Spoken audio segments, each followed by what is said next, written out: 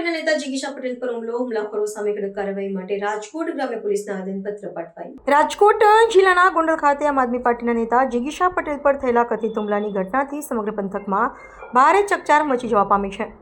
આ ગંભીર ઘટનાના ઘેરા પ્રત્યાઘાતો પડ્યા છે અને હુમલાખોરો સામે તાત્કાલિક કાનૂની કાર્યવાહી કરવાની ઉગ્ર માંગ સાથે રાજકોટ ગ્રામ્ય પોલીસને ઔપચારિક આવેદનપત્ર પાઠવવામાં આવ્યું છે। લોકશાહી પ્રક્રિયામાં જોડાયેલા રાજકીય આગેવાનો પર થયેલા હુમલાએ કાયદો અને વ્યવસ્થાની સ્થિતિ પર સવાલો ઊભા કર્યા છે। પ્રાપ્ત માહિતી અનુસાર ગોંડલ વિસ્તારમાં અસામાજિક તત્વો દ્વારા મહિલા નેતા પર કરવામાં આવેલા હુમલાને પગલે પક્ષના કાર્યકરો અને સમર્થકોમાં ભારે રોષ જોવા મળ્યો છે। પક્ષના આગેવાનો એકજૂટ થઈને સુરક્ષા તંત્ર સમક્ષ ઉગ્ર રજૂઆત કરી છે કે હુમલામાં સંડોવાયેલા તમામ શખ્સોને સત્વરે ઝડપી પાડી તેમની સામે દાખલારૂપ કડક દંડાત્મક પગલાં લેવામાં આવે, નિષ્પક્ષ તપાસ અને સુરક્ષાની બાંયધરીની માંગ સાથે આવેદનપત્ર સુપરત કરવામાં આવ્યું છે।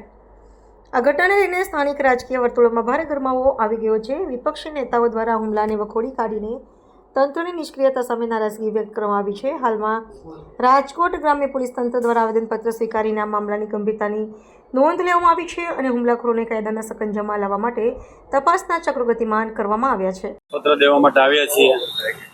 રાજકીય કિન્નાખોરી રાખી અને બેન ઉપર જે હુમલો કરવામાં આવ્યો છે, આમ આદમી પાર્ટીની વધતી જતી લોકપ્રિયતાને આ લોકોના પેટમાં તેલ રેડાયું છે।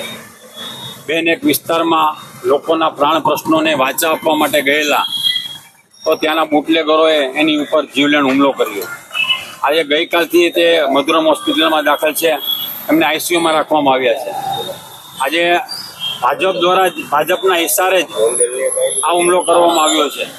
તેના માથાના ભાગે અને ગળાના ભાગે ઘણું એવું લાગ્યું છે। એટલે રાજકીય કિન્નાખોરી રાખી અને આમ આદમી પાર્ટીની લોકપ્રિયતા વધી રહી છે તો ભાજપના પેટમાં તેલ રેડાયું છે, એટલા માટે આ લોકો બહેનો ઉપર હવે હુમલો કરવામાં લાગ્યા છે। તમારી માંગણી શું? અમારી માંગણી એ છે કે આ હર્ષંભી કહે છે કે અમે આવા બુટલેગરોનો અમે વરઘોડો કાઢશું, તો આનો વરઘોડો કાઢો અને આ લોકોને કડક ને કડક સજા થાય એવી અમારી માંગણી છે।